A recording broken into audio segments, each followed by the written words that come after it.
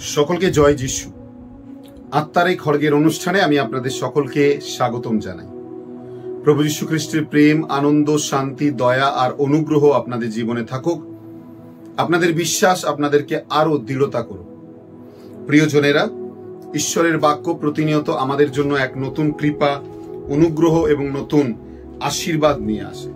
আর যখন আমরা ঈশ্বরের বাক্যের ওপর মনন চিন্তন করি, তখন ঈশ্বরের বাক্য আমাদেরকে তার আরো সান্নিধ্যতা লাভ করতে শেখায়।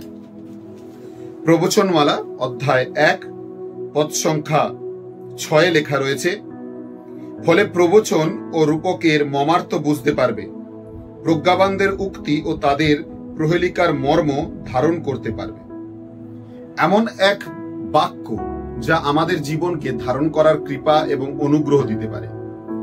ঈশ্বরের প্রবচন অর্থাৎ নীতি বচন আমাদের জীবনকে আশীর্বাদে এবং অনুগ্রহে পরিণত করতে পারে, যদি আমরা ঈশ্বরের নিয়ম কানুনকে পালন করতে পারি।